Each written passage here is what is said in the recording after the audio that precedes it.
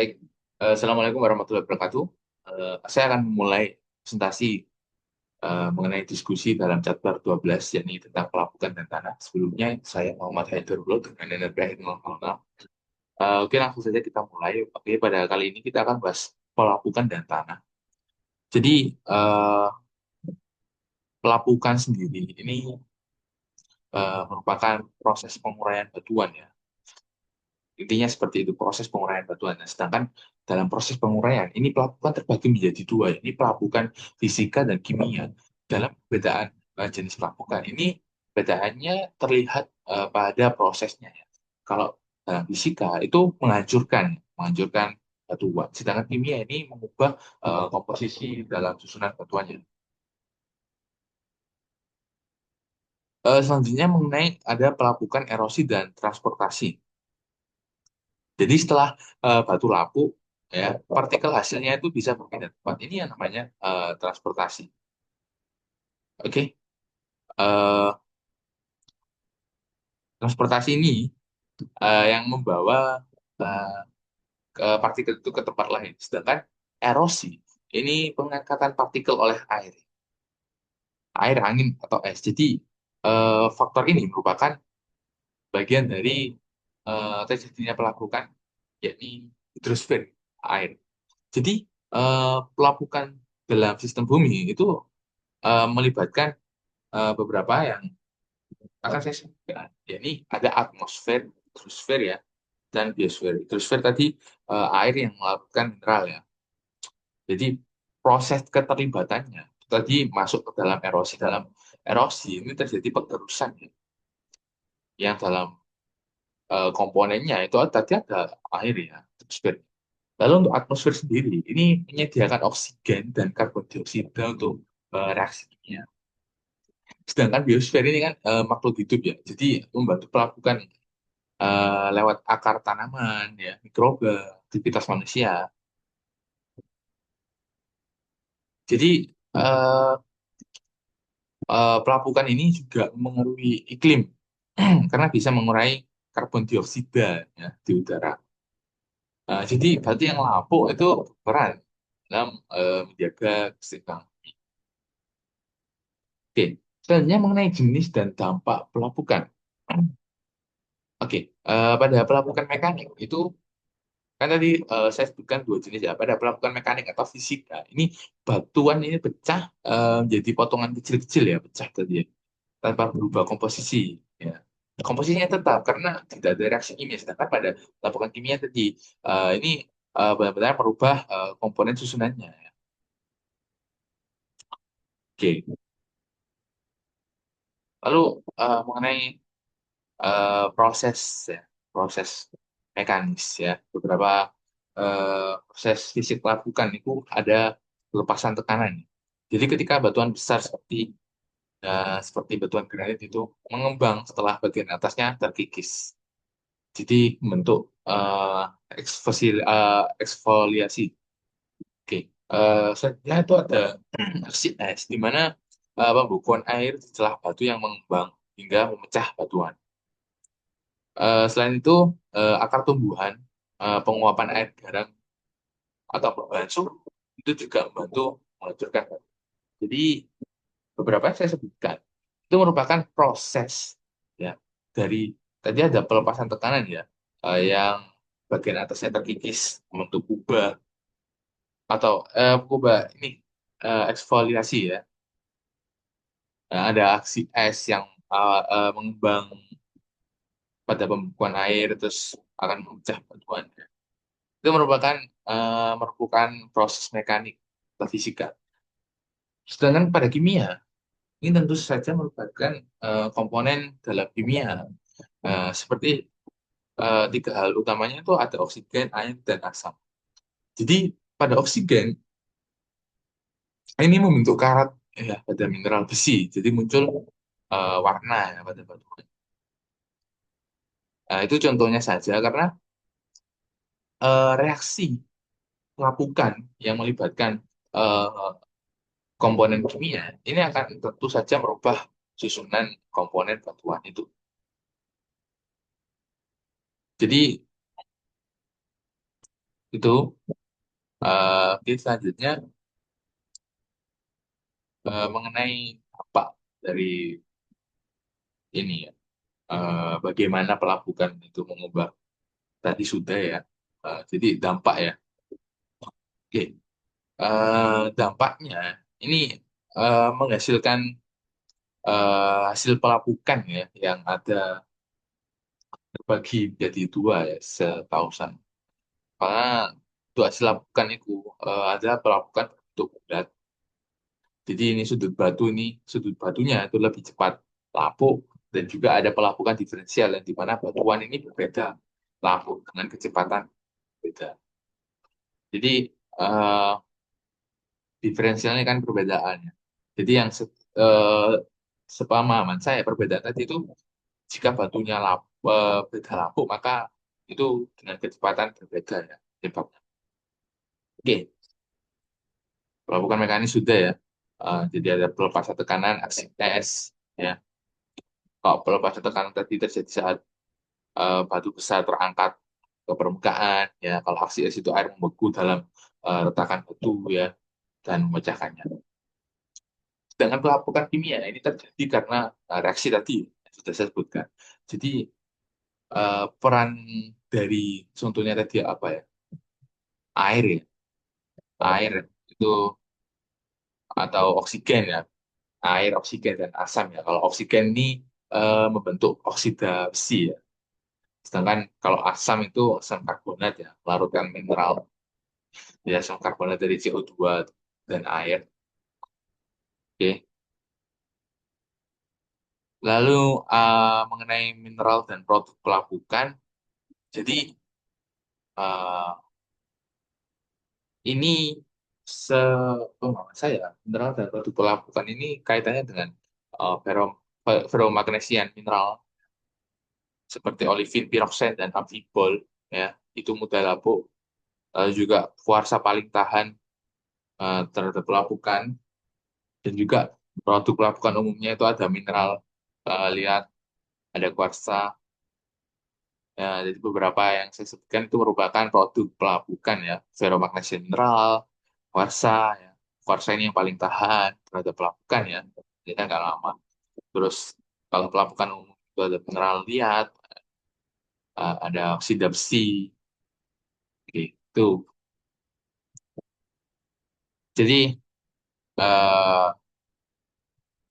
saya sempat membaca juga tadi ya mengenai penyebab air laut asin juga itu korelasi antara ion ion Ca dan HCO ya. Ion Ca12 dan HCO3 ya. Setelah itu merupakan reaksi hasil pelapukan yang menyebabkan air laut asin. Jadi untuk faktor yang memengaruhi pelapukan sendiri itu ada beberapa. Contohnya ada air dan suhu. Ini melibatkan pelapukan kimia ya, cepat pada iklim yang lembab dan hangat. Terus ada juga topografi. Nah, ini kemiringan lereng ya. Eh, Lereng curam, maka pelapukan mekanik dominan. Jadi ketika lereng yang curam itu dominannya pelapukan fisika. Sedangkan dataran ya, kalau tidak terlalu curam kemiringannya atau lereng, maaf, topografinya itu tadi ya, maka pelapukan kimia. Oke, jadi selanjutnya mengenai tanah, bentukan dan komponen. Oke. Jadi eh, tanah ini hasil dari pelapukan batu dan bahan organik ya. Kalau ini bahan organik berarti dia kaitannya dengan juga pelapukan kimia ya. Karena tadi sudah disebutkan bahwasanya hasil pelapukan batuan itu akan membentuk tanah. Oke. Jadi eh, komponen penting mineral penting itu ada kuarsa. Nah, dalam tanah ini kuarsa ini menjaga porositas tanah. Sedangkan liat yaitu menahan air. Atau tanah liat ya, menahan air ya. Oke, lalu mengenai horizon tanah. Jadi lapisan-lapisan tanah itu ada singkatan kodenya. Jadi untuk O organik, A itu tanah atas yang kaya humus, lalu ada E yaitu zona pencucian, ya. Saya baca dari seperti itu. Juga ada B, zona akumulasi, ya ini mengandung oksida besi dan kalsit, dan C, ini bahan induk belum lapuk. Jadi mengenai pembentukan tanah ini butuh waktu ratusan ribuan tahun. Jadi proses pelapukan dari batuan juga membutuhkan waktu karena untuk menjadi tanah, pembentukan tanah itu juga memerlukan proses lagi. Oke, selanjutnya ada pelapukan dan siklus karbon global. Oke, jadi korelasi kaitannya ini apa? Jadi pelapukan kimia itu mengurangi CO2 atmosfer. Nah, ini eh, sebagai pengatur iklim jangka panjang. Jadi sebenarnya terjadinya pelapukan ini menyeimbangkan ya, sistem bumi. Ya. Karena yang disebutkan bahwasanya mengurangi CO2 atmosfer itu akan mengatur iklim jangka panjang. Oke, maka eh, saat iklim hangat itu pelapukan cenderung meningkat dan CO2-nya akan menurun ya kan tadi mengurangi ya saya bilang CO2-nya menurun dan terjadinya pendinginan global.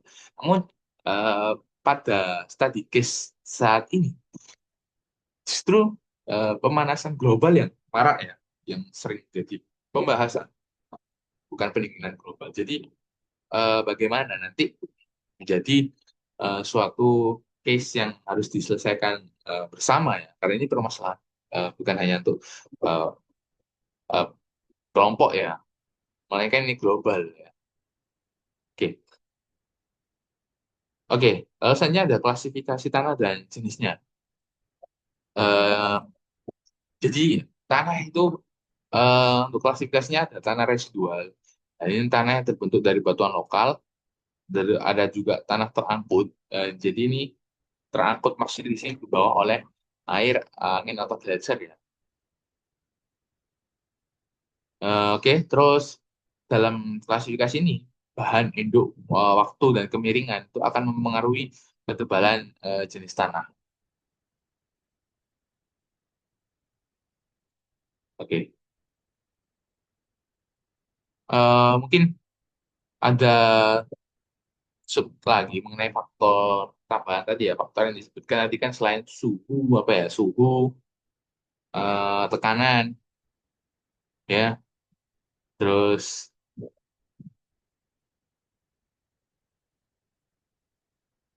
aja tadi ya suhu. Oke, jadi selain suhu dan lingkungan ya lingkungan sekitar ya itu akan mempengaruhi faktor pelapukan dan juga iklim ya ada faktor tambahan jadi waktu.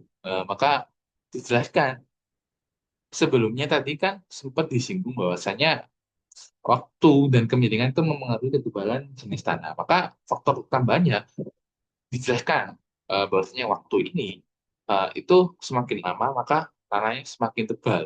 Sedangkan di kemiringan tanah tebal dataran dan tipis itu di lereng curam. Makanya itu merupakan salah satu faktor ya pada lereng curam itu sering terjadi longsor ya. Oke. Jadi itu adalah point of view lain dari Indonesia yang memang Ring of Fire ya, pengaruh aktivitas vulkanik, ada juga tektonik ya, yang sering terjadi di Indonesia. Maka sisi lainnya, jika kita tidak melihat dari situ saja, maka ini kita lihat dari tanahnya ya, tanahnya di sini kita dibahas. Terus ada juga aktivitas organik, jadi akar dan hewan yang seperti di awal saya sebutkan itu memengaruhi pelapukan dan kesuburan tanah atau maksudnya ke dalam biosfer makhluk hidup. Dan juga ada iklim ya, sempat saya bahas juga iklim. Jadi kalau iklimnya lembab, maka tanahnya itu tebal, banyak oksida ya. Kalau iklimnya kering, maka tanahnya tipis, ya, sering oke terbentuk garam. Selanjutnya mengenai laterit dan tanah tropis. Jadi laterit ini tanah merah ya, atau oksisol ya, tanah merah ya, kayak akan Fe dan aluminium ya, Al, dan FeC di daerah tropis yang lembab. Jadi pembentukannya itu eh, pembentukannya itu secara intensif ya. Jadi menghasilkan unsur lain yang terlarut dan hanya menyisakan beberapa larutan ya. Larutan ya, seperti bauksit ya. Jadi itu pembentukan dari laterit oksisol ya. Jadi dia itu eh, melarutkan unsur lain dan menyisakan unsur. Saya juga bauksit ya. Bauksit ini yang saya sebutkan tadi itu hasil ya setelah bukan dari sumber biji aluminium ya. Jadi ini kan oksisol kan kaya akan Fe dan aluminium ya, Al. Juga ada latar produktif ya. Disebut latar produktif tadi dijelaskan bahwasanya itu jika tertutup dan uh, jika terbuka itu tanahnya cepat tandus. Jadi ini dominasi terdapatnya laterit tanah merah oksisol ini hanya di area yang tertutup. Terus ada juga tanah terkubur ya paleosol ya. Jadi paleosol ini tanah purba yang tertimbun endapan vulkanik. Oke. Atau sedimen baru bisa. Jadi disebut tanah purba karena tanah ini itu tertimbun oleh aktivitas vulkanik yang terjadi sekian waktu, maka tanah itu tertimbun disebut oleh tanah terkubur ya. Jadi ini tuh bisa menjadi indikasi atau indikator ya dalam pelajari perubahan iklim di masa lalu. Jadi bisa nih kita cari analisis yang terindikasi masuk dalam tanah terkubur ya. Kita ingin melihat kawasan tersebut di masa lalu tuh perubahan iklim atau lingkungannya seperti apa bisa.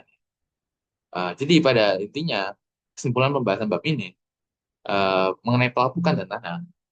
Jadi pelapukan dan pembentukan tanah ini merupakan proses saling terhubung ya dalam sistem bumi. Terhubungnya itu apa? Karena tadi jadi dalam prosesnya itu fisika kimia itu melibatkan ada beberapa sistem bumi seperti atmosfer, hidrosfer, dan biosfer. Ketiga ini mendukung dalam pelapukan. Sedangkan pelapukan ini dinilai baik karena pelapukan tadi menurunkan CO2 di atmosfer. Dan ini akan menjadi keseimbangan ya buat bumi. Makanya ini proses yang saling terhubung. Lalu kita jelaskan juga dalam tanahnya tadi, jika tanahnya itu tipis, itu berada di daerah lereng yang curam ya. Kalau di dataran ini kebanyakan yang tanah tebal. Nah, tanah-tanah bisa terjadi seperti itu karena juga klasifikasi pengaruh terjadinya pelapukan. Jadi pelapukan nanti ketika setelah melapuk, dia kan proses membentuk tanah. Nah, dalam proses pembentuk tanah itu dipengaruhi juga oleh suhu, oleh iklim, oleh lingkungan, ya. Kurang lebih seperti itu. Terus oleh apa lagi tadi ya, oleh topografi, ya, jenis batuannya. Nah, kalau batuan lunak itu cepat lapu. Nah, jadi itu mungkin singkatnya ya seperti itu ya. Mungkin itu saja. Eh, jadi proses geologi dalam pelabuhan dan tanah ini sangat terkoneksi. Tidak hanya dalam seputar tanah atau batuan saja, tapi ini juga menjadi sistem bumi dalam keseimbangannya. Karena hasil tadi, output yang dihasilkan ini menunjukkan eh, usaha ya dalam menyeimbangkan kondisi bumi yang tadi pendinginan ya, pendinginan bumi, pendinginan global ya.